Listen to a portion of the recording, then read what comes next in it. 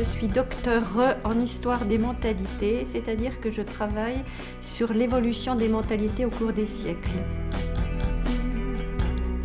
Depuis toute petite, j'ai toujours été contre les injustices, contre les inégalités, contre la violence. Ça fait 30 ans que je travaille sur les femmes. C'est vraiment l'identité, la perception de la femme au cours des siècles qui m'intéresse. Ce qui m'a poussée à écrire ce livre, c'est de constater combien l'histoire des femmes avait été oubliée à Besançon. Et donc j'ai décidé de prendre certains lieux à travers le prisme justement de l'histoire des femmes. Avec l'ouverture d'un lycée féminin en 1882, Besançon prouva son attachement aux valeurs républicaines. À cette date, en France, seules les villes de Rouen et Montpellier possédaient un lycée de filles. Besançon les suivit avant même Paris. Ooh, I am weary. Ooh, I am torn. And I try to smile.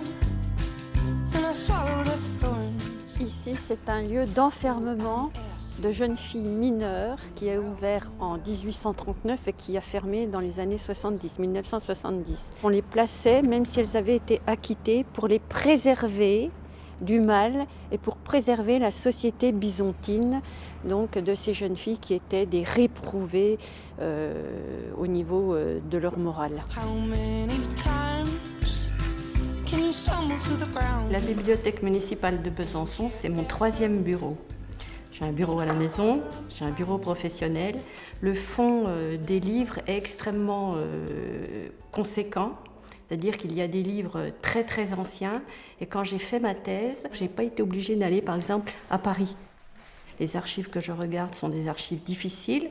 Ce sont souvent des héroïnes pour moi, mais qui sont victimes de la misogynie. J'ai vraiment un rendez-vous émotionnel avec ces victimes et avec leurs juges, leurs bourreaux, leurs défenseurs également.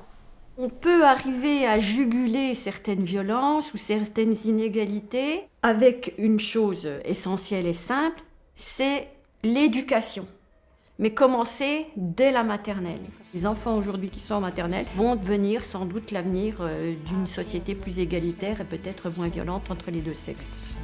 Vous êtes une féministe optimiste. Je suis une militante optimiste, oui.